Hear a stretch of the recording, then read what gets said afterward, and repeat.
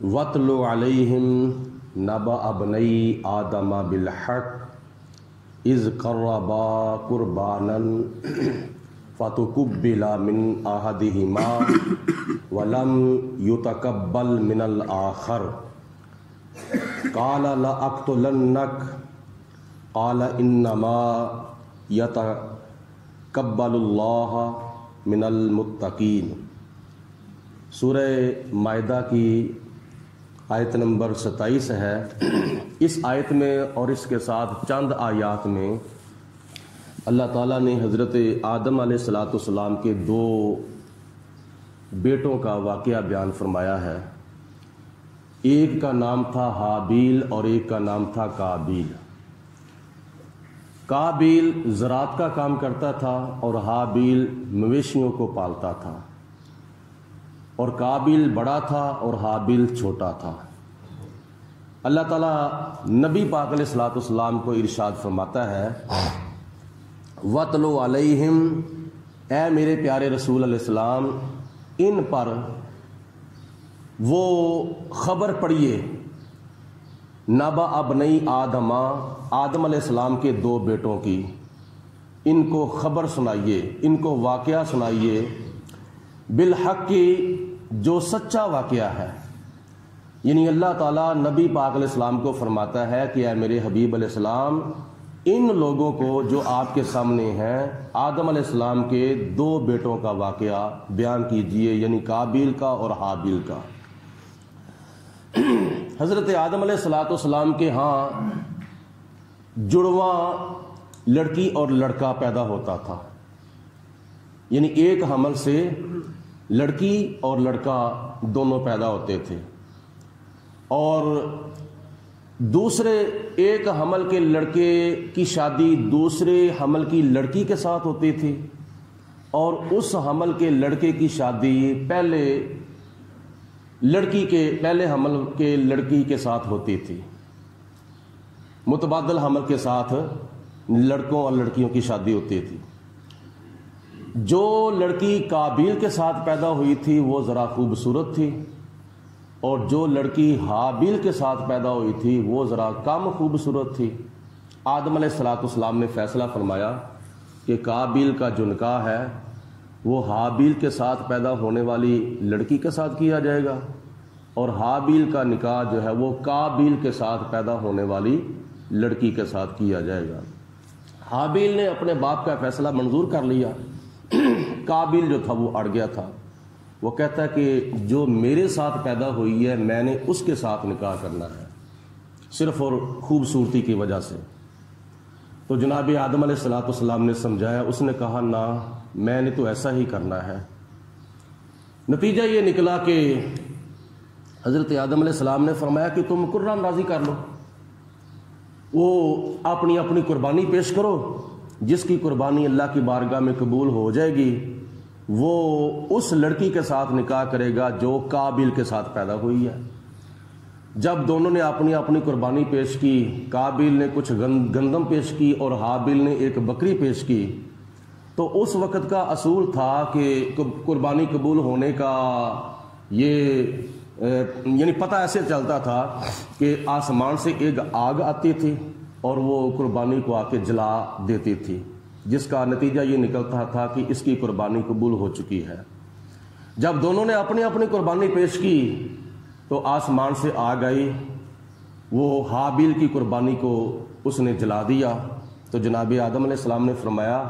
کہ اے قابیل، حابیل کی قربانی قبول ہو چکی ہے، تیری قربانی قبول نہیں ہوئی، لہٰذا اب فیصلہ قدرت نے یہ کیا ہے کہ حابیل کا نکاح جو ہے وہ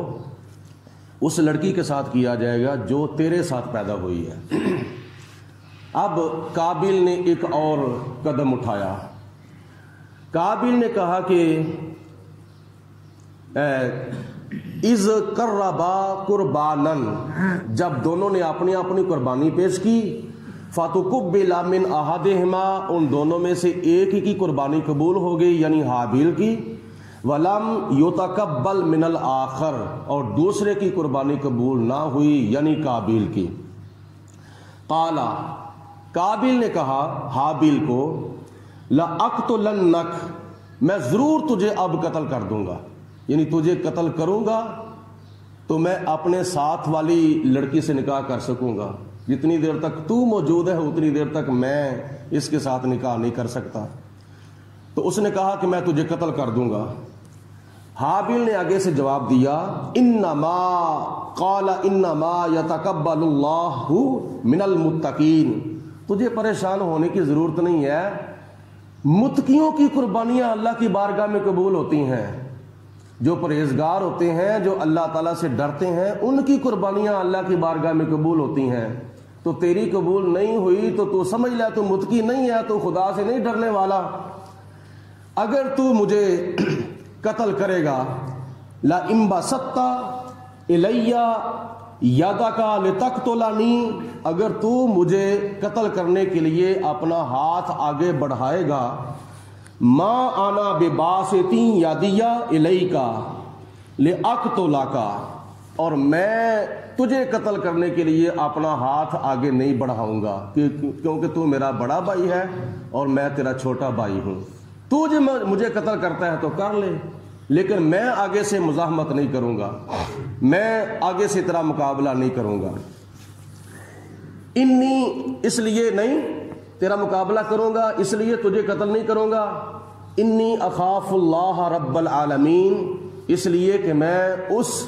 پروردگار عالم سے ڈرتا ہوں، اس اللہ سے ڈرتا ہوں جو سارے جہانوں کو پالنے والا ہے۔ میں تو خدا سے ڈرتا ہوں، تو نہیں ڈرتا تو نہ ڈر، تو مجھے قتل کرتا ہے تو کر، لیکن میں تجھے آگے سے کیا نا میں قتل نہیں کروں گا۔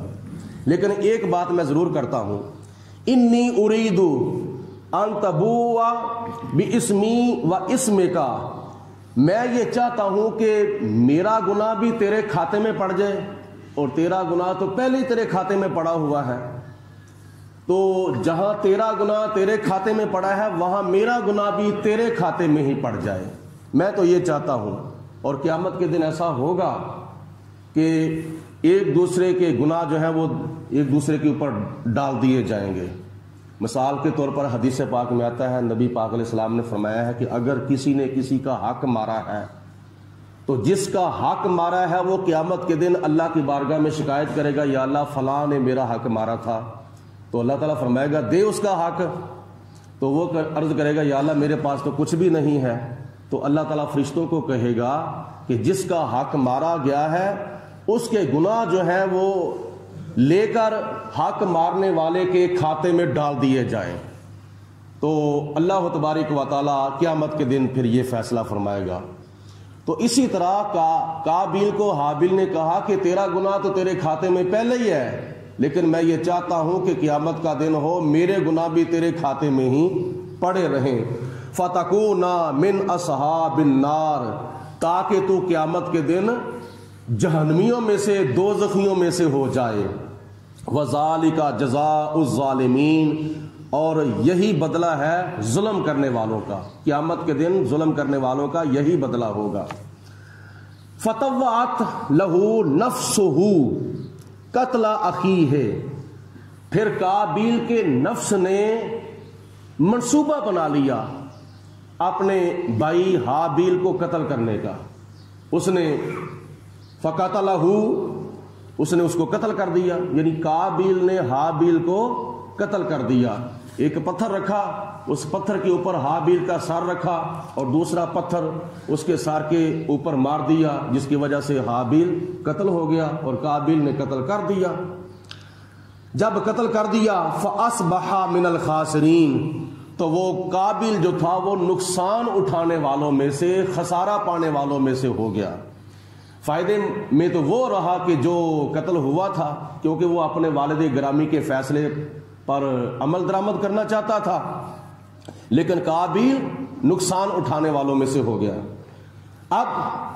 جب اس نے اپنے بھائی کو قتل کر دیا، اب سوچی پڑ گیا کہ میں اس کا کیا کروں، اس کی لاش کو کہاں رکھوں، کیونکہ اس سے پہلے تو کوئی بندہ مرا ہی نہیں تھا جس کو دفن کیا جاتا۔ سب سے پہلے قتل کرنے والا قابیل اور سب سے پہلے قتل ہونے والا حابیل دنیا کے اندر۔ تو اللہ تعالیٰ کی ذات بابرکات نے پھر کیا کیا، فَبَعَثَ اللَّهُ غُرَابًا، پھر اللہ تعالیٰ کی ذات نے ایک کوا بھیجا۔ یبحث فی الارض، وہ زمین کو کرید رہا تھا، یعنی کوا اپنی چونچ کے ساتھ زمین کو کرید رہا تھا، زمین کو کھود رہا تھا، لیوریہ، تاکہ دکھائے قابیل کو، کیف یعاری سوءۃ اخی، کہ کیسے اپنے بھائی کی لاش کو چھپانا ہے۔ کوے نے آ کر اللہ کے حکم سے زمین کو کریدا اور زمین کو کھودا تاکہ اس کو سمجھ آ جائے کہ اپنے بھائی کی لاش کو کہاں رکھنا ہے۔ قالا یا ویلتا، قابل نے کہا ہائے افسوس میرے اوپر، آجز تو میں تو عاجز رہا، ان اکونا مثل ھذا الغراب، میں تو اس کوے جیسا بھی نہ ہو سکا، میرے اوپر افسوس، میری عقل تو اس کوے کی عقل کے برابر بھی نہ ہو سکی، مجھ سے زیادہ عقل مند تو کوا نکلا ہے جس نے مجھے یہ سبق دیا ہے، یہ میری رہنمائی کی ہے، تو اس نے اپنے اوپر افسوس کیا۔ فَأُوَارِيَ صَوْتَ أَخِي، پھر اس نے اپنے بھائی کی لاش کو چھپا دیا، یعنی زمین کھودی اور اس زمین کے اندر پھر قابیل نے اپنے بھائی کی لاش کو چھپا دیا۔ یہ سب سے پہلے دفن ہونے والے حضرت حابیل ہیں جو اپنے والد گرامی کے فرما بردار بیٹے تھے، اور قابیل اپنے باپ کا نافرمان بیٹا تھا۔ فَأَصْبَحَ مِنَ النَّادِمِينَ، پھر وہ قابیل جو تھا وہ شرمندگی اٹھانے والوں میں سے ہو گیا۔